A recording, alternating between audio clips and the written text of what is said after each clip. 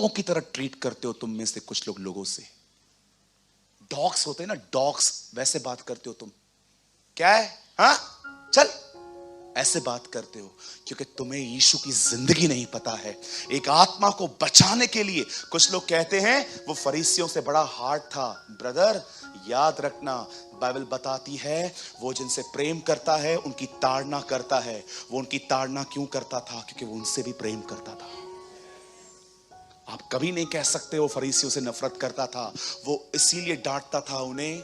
आप याद रखिए, खुदा घमंडी को उसका दुश्मन होके ही बचा सकता है।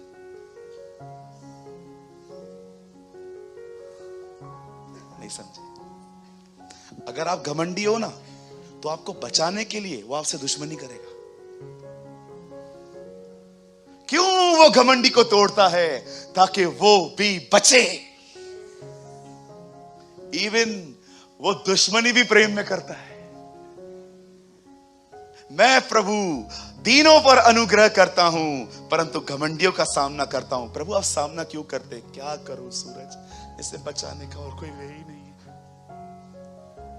साधु सुंदर सिंह ने कहा अगर वो किसी को नरक भी भेज देना तो भी प्रेम में भेजेगा। क्या लगता है आपको, अगर आप घमंडी हो और वो हर तरह से आपसे लड़ रहा है, क्यों लड़ रहा है? सिस्टर, वो आपको बचाना चाहता है। वो आपको बचाना चाहता है मेरे प्यारे भाई। उसको पता है घमंड खत्म कर देगा आपको। घमंड एक ढक्कन की तरह है, अगर वो आ गया ना, कुछ नहीं दिखेगा कि आपके अंदर क्या क्या पड़ा हुआ है। वो ढक्कन निकालता है ताकि आप देख सको आप कैसे हो और आपकी प्यूरिफिकेशन का काम शुरू हो सके।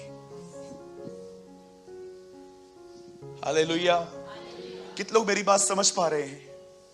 हाथ उठाइए। एक स्त्री को बचाने के लिए वो इतना दूर तक गया, पानी भी नहीं पिया। 5000 लोगों को खिलाने से पहले धन्यवाद देता है। ओ, गॉस्पेल्स में सिर्फ लिखा है कि उसको बुरे बुरे नाम मिलते थे, बालजबूल, दुष्ट आत्माओं का सरदार, पेटू, पियक्कड़। पर एक बात गॉस्पेल में नहीं, लेटर्स में लिखी गई है, पढ़ के देखिए। पतरस कहता है वो गाली सुन के गाली नहीं देता था। कितने लोग हैं मुझे बताइए, जब आप इसको पढ़ते हैं तो आप सिर्फ पढ़ते नहीं हैं, आप प्रभु से कहते हैं मुझे ये चाहिए। इसे कहते हैं पुत्र में पाया जाना।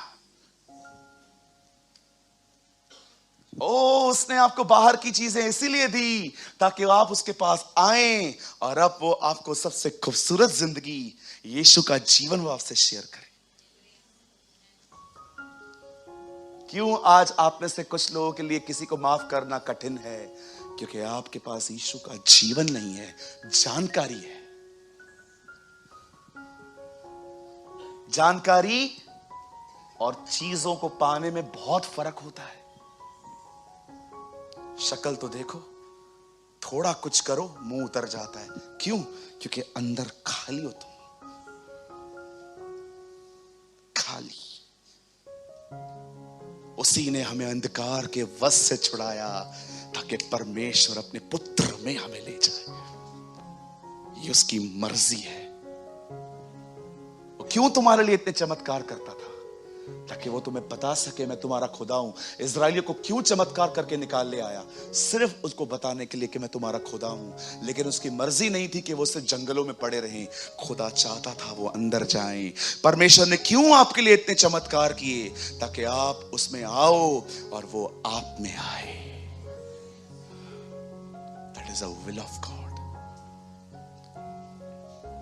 1000 इंसिडेंट बता सकता हूं मैं यीशु के लिए। अब मैं जो कह रहा हूं उसको सुन के हंसना मत, ये बात हंसने वाली नहीं है। मुर्दों में से जिंदा होने के बाद यीशु के पास एक ऐसा बदन था जो दीवारों से पास हो जाता था। कभी सुना आपने उस बदन को लेके वो दूसरों के घरों की बातें सुनने गया? आपको मिल जाए तो ये बदन, सारा दिन दूसरों के घरों में बैठे रहोगे। देखो क्या बात कर रहे हैं। हालेलुया। है उसका जीवन है, उसका लाइफ पजेस किया है आपने। कितना हल्के से पढ़ लेते हो। कब बाइबल को उपवास में पढ़ोगे?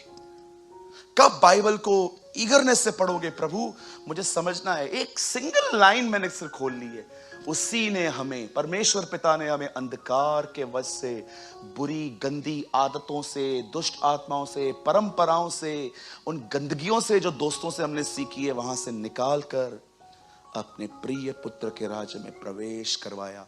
क्यों वो आपको पुत्र में ले आया? ताकि पुत्र का जीवन आप में आए। मेरी बहन, किसी किसी लड़के को भाई बोलने में आपको तकलीफ क्यों होती है? भाई बोलो ना, क्या प्रॉब्लम है?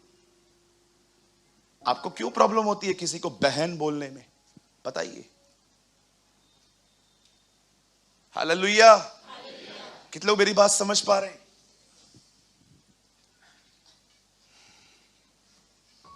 कैसे मिलती है ब्रदर? ये भी तो बताओ, ये जिंदगी मिलती कैसे है? बताओ। अगर एक नया राज्य स्थापित करना है और उधर ऑलरेडी पुराना राज्य है, तो क्या करना पड़ेगा?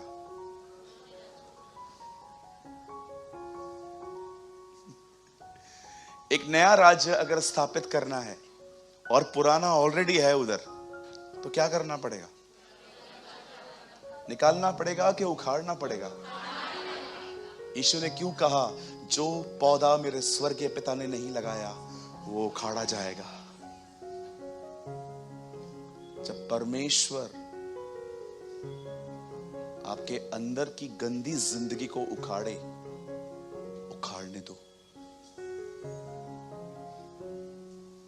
कभी कभी वो आपके लाइफ में ऐसे सर्कमस्टेंस अरेंज करता है जिससे आपकी पुरानी जिंदगी खत्म हो, तब नई जिंदगी आएगी। क्योंकि एक जाएगा, दूसरा आएगा। अब केन जाएगा, हाबिल आएगा। अब शाऊल जाएगा, दाऊद आएगा। जब फरीसी जाएंगे तब यीशु मसीह आएगा। जब यहूदी जाएंगे तब पौल और तीमुथियुस आएंगे। निकलने दो, प्रार्थना करो इन दिनों में। Begin with pray. प्रभु, आज पास्टर प्रेमानी ने मुझे एक बात बताई है। ओ प्रभु, मैंने कितनी बार ये वचन पढ़ा था, मुझे लगता है आज मुझे इसको समझ मिली है मुझे इसके ऊपर। आज मैं दुआ करता हूं, प्रभु ये जो मेरा पुराना जिंदगी है ना प्रभु, मुझे इसमें से निकाल। ये जो बाप दादाओं का स्वभाव मुझ में है ना, मेरी मदर, मेरे फादर, मेरे पेरेंट्स, मेरे वो जो डीएनए आ रहा है ना खुदा, आप बिलीव करेंगे हमारे चर्च के अंदर जब भी बच्चों का डेडिकेशन होता है, आपने नोटिस किया है, मैं उनके लिए एक प्रार्थना करता हूं कि प्रभु मैं प्रार्थना करता हूं इनके मम्मी और पापा का स्वभाव कभी इनमें ना आए, इसमें तेरा स्वभाव है।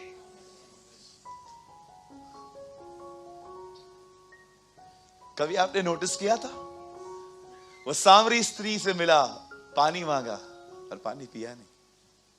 अरे पानी नहीं चाहिए था, उससे बात करनी थी, उससे बचा लिया उसको। ओ 5000 लोगों को खिलाने से पहले वो धन्यवाद देता था। ये इसकी जिंदगी है।